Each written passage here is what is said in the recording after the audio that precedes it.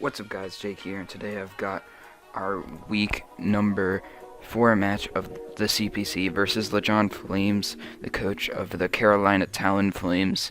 LeJon just recently took over as a replacement coach for Prado, who is the coach of the Golden State War Turtles. I've played LeJon a couple of times, and I've seen him play a lot, so I kind of have an idea of what kind of player he is. From the games I've seen, LeJon likes to make a lot of very aggressive plays, and he also likes to bring a lot of setup. So I have to be on the lookout for that, and maybe need to play a little bit safer this game. Try and make LeJon over-predict. My matchup for this game was, I felt it was pretty good. I'll read out his team in a second. He has Necrozma, Infernape, Celebi, Tentacruel, Scizor, Licky Licky, Cavagrgus, Mega Diancie, Noivern, Golem, and Spinda. So yeah, I felt like this matchup was pretty good, well in my favor. I have a lot of things that just run through his team, and I have pretty decent checks to all of his mons. So yeah, Infernape, it can definitely be scary. I'm not sure what kind of set it would be. I figured the most likely set would be like probably just Life Orb for attacks, something like Gunk Shot, Close Combat, HP Ice, and Flare Blitz. Because he would Gunk Shot is nice to catch the Ozu on the switch in, because he does die to Aqua Jet. Necrozma is always pretty scary.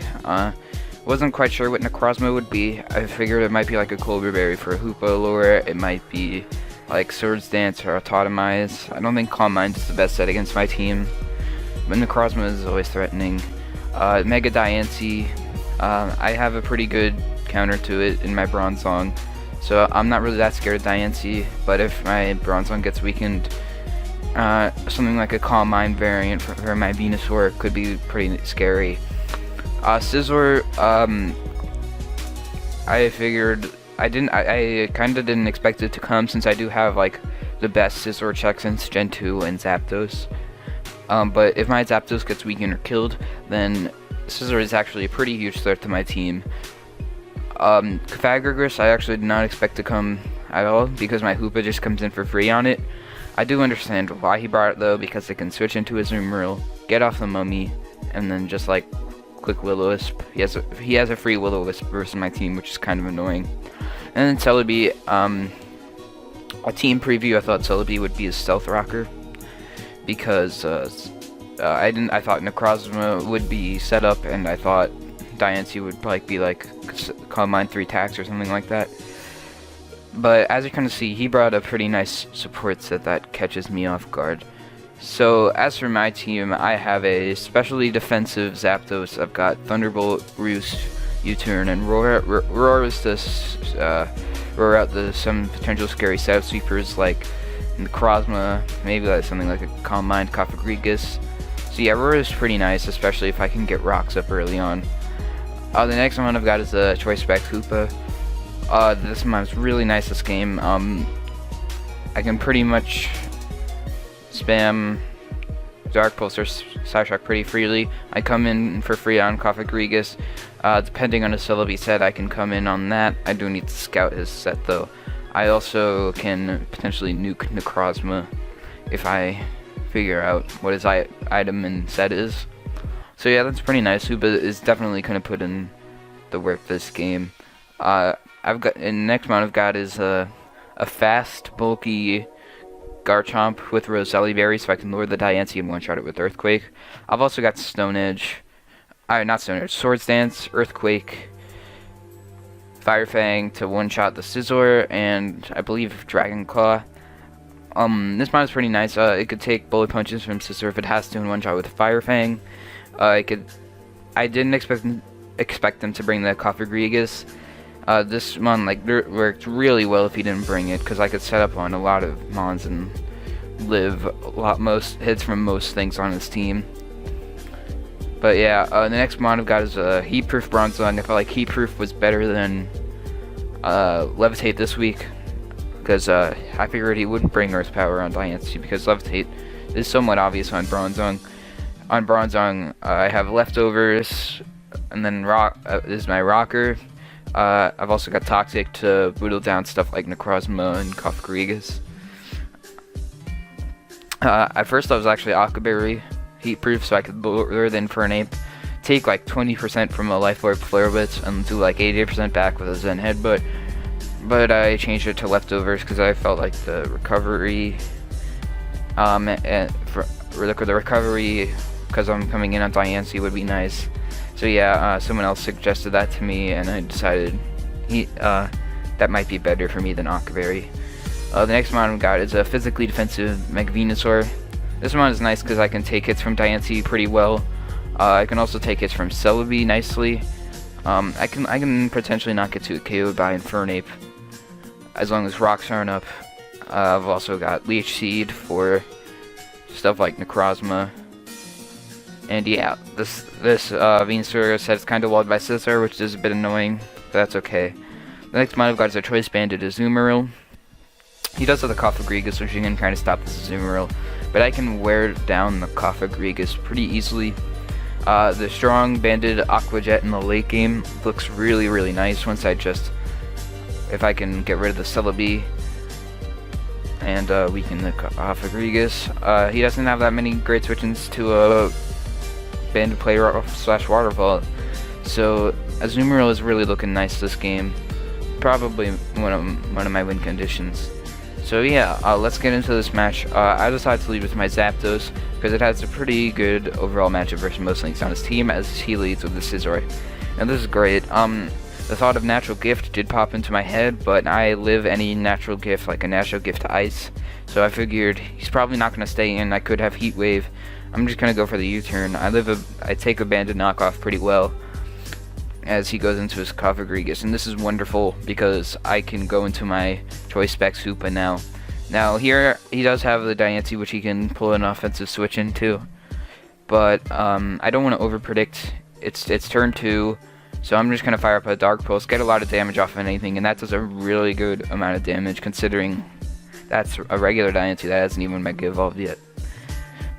So here I'm gonna make the safe play and go into my Bronzong, which should beat any Diancie set, as he doubles into Scizor. Now, I'm just going to keep making the safe plays early on in the game.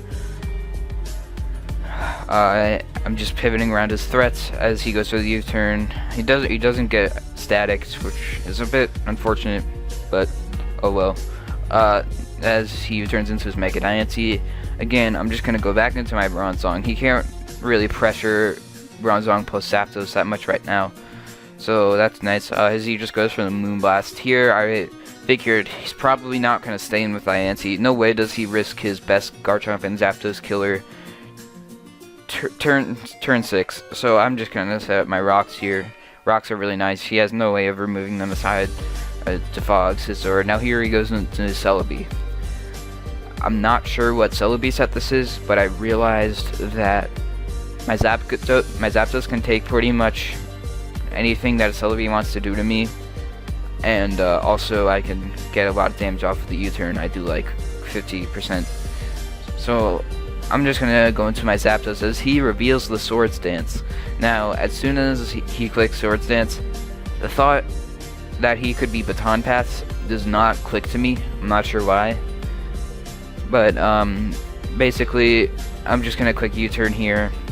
I can live a Zen Headbutt. I can live any one hit. So he goes for the Zen Headbutt. Thankfully, he does not flinch, and I go in for the U-turn. Now that damage actually reveals that he is not offensive, Celebi.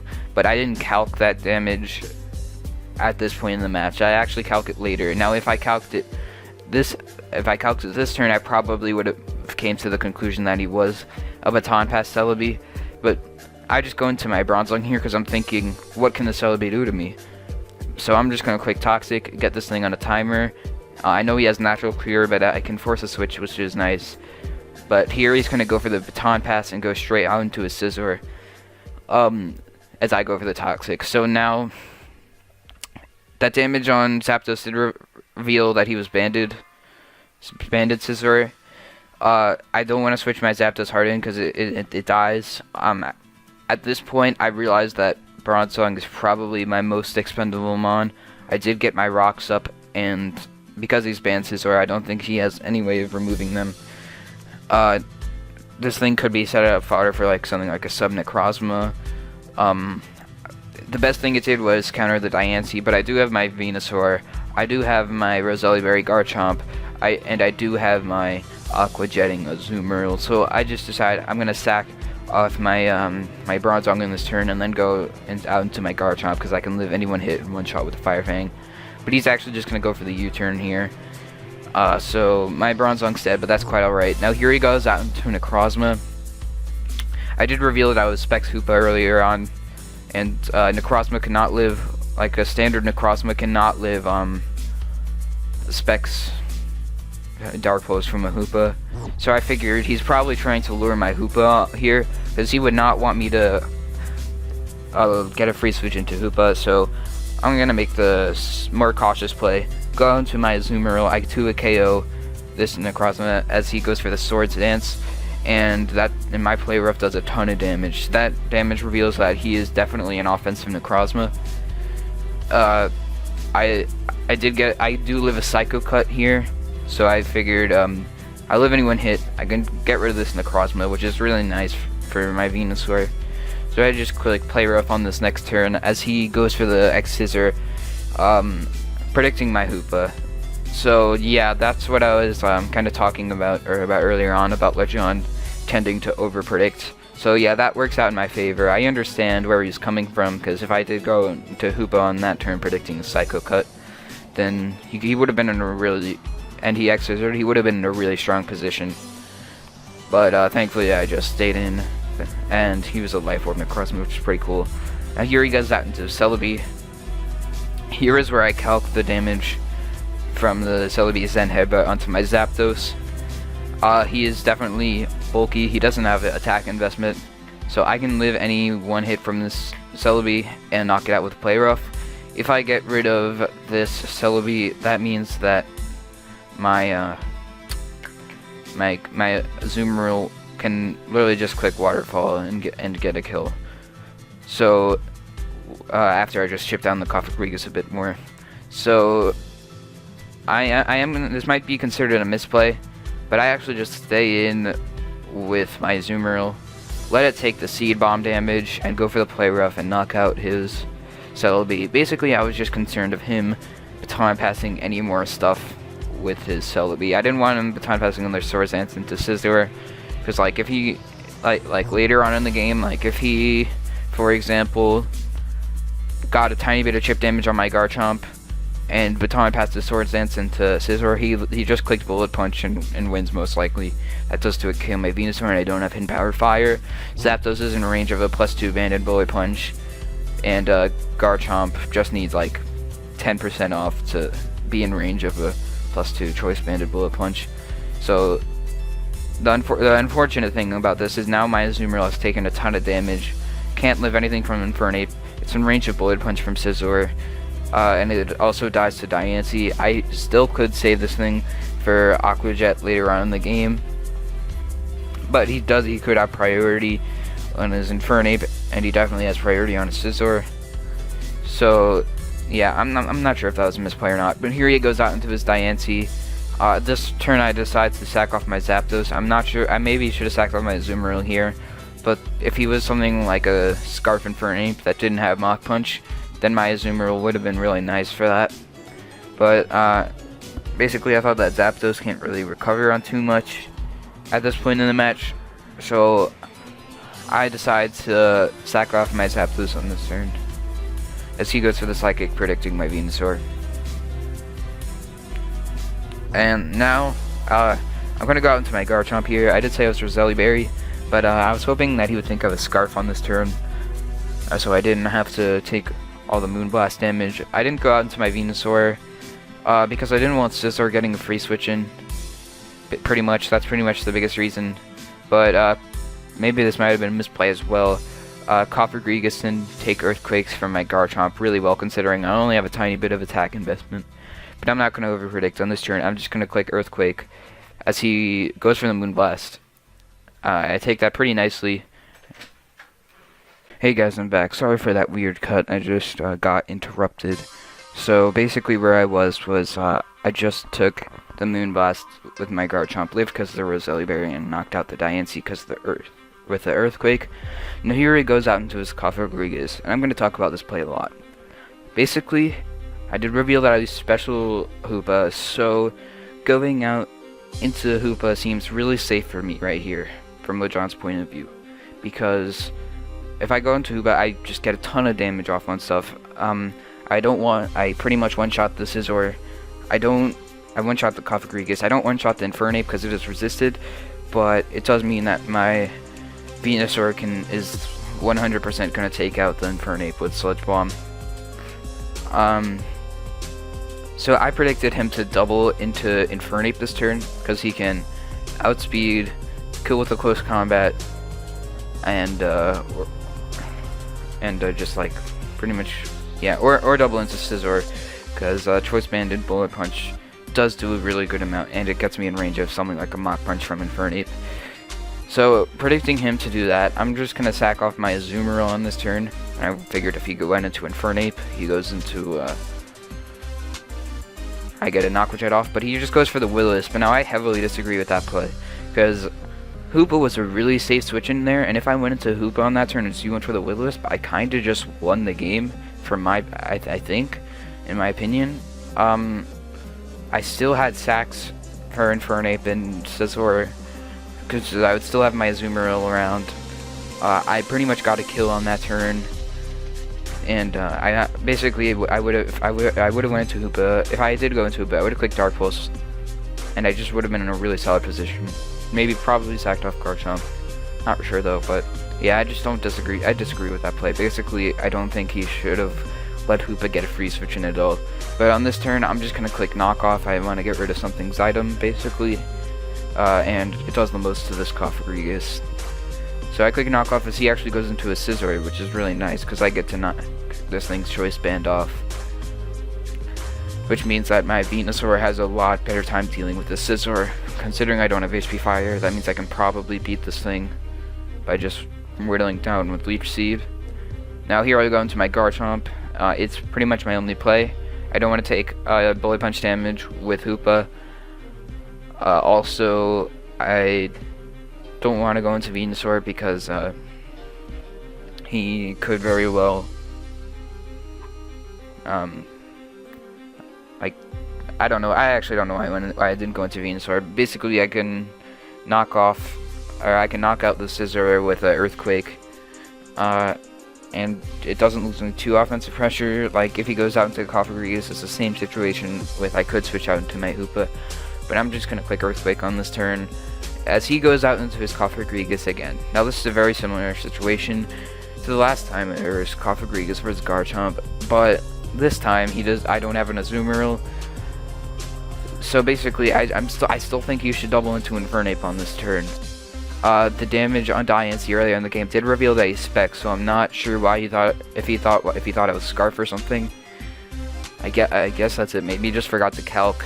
But I still think that doubling into Infernape or Scizor was his play here. So I'm gonna go out into my Venusaur because it's kind of a safe middle ground play. I can take anything from this Rodriguez. I can get a Leech Seed off, start whittling down his team, and he goes for the Will-O-Wisp. So now my Venusaur is burned, so that's fine. On this turn, I just go for the Leech Seed because Giga Drain isn't doing too much to this Rodriguez, and I can get some passive recovery. And if he wants to switch into Scizor, that's nice as well. So I'm just gonna go for the Leech Seed, and this turn he reveals the Memento. So that's really cool prep on LeJon's part. Now, and then he goes into Infernape immediately after. So this pretty much means that this Infernape is set up. It's either Nasty Plot or Swords Dance, and I'm not sure which. If it's Nasty Plot, I probably lose because I'm a physically defensive Venusaur, and also he won't take the rough skin damage from Garchomp. I basically just need to get this Infernape in range of a Sludge Bomb once I switch out and sack something to get my special attack back to neutral. So basically what I'm going to do on this turn is I'm just kind of, I know he's going to set up on this turn, so I just click Sludge Bomb, trying to get him at like 60ish, hopefully in range of another Sludge Bomb from my Venusaur after I come back in. So I click Sludge Bomb as he goes for the Swords Dance. So leaving it at 61%. Now here I have to choose what to sack off. Here I can sack my Garchomp because it's nice if he takes a Flare Blitz. If he goes for the Flare Blitz on this turn, then he takes Rough Skin, and he's in guaranteed range of another Sludge Bomb. Guaranteed. But the thing is, it means that Scizor could be a bit scarier. But I do outspeed Scizor. I live a Bullet Punch with my Hoopa, and I kill him with Dark Pulse. So I decided that my best thing to sack is my Garchomp on this turn.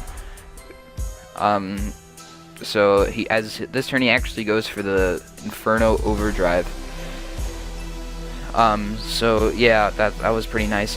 Here I can for sure live any one hit from this Infernape. If he goes for the Flare Blitz, he's in guaranteed range of a Sludge Bomb. If he goes into Scizor, I don't really mind. I can kind of just Leech Seed that and continue to synthesis up. So yeah, after he takes the so here he's gonna go for the Flare Blitz. I live because I'm physically defensive, and he's gonna be in range of the Sludge Bomb. And now it's Scizor versus Venusaur and Hoopa. Here I have no reason to keep my Venusaur, obviously, so I'm just gonna sack it to the Bullet Punch. And I do outspeed this Scizor for sure. He reveals that he's not Scarf because I knocked off his Choice Band. Also, I do live a Bullet Punch. And I kill with Dark Pulse. As you're gonna see, he's actually gonna crit me with Bullet Punch, which means that if I didn't knock off his Choice Band earlier with Azumarill, that Bullet Punch would have killed me. And if he beat me because of that crit, I would have been extremely salty, not gonna lie. But thank God that we were able to come out on top of this game. That was a really great game, LeJon. You did throw me off with a lot of your sets. I'm looking forward to the next time we play. Also, another thing, after this week, I decided to drop Toxicroak for Blaziken.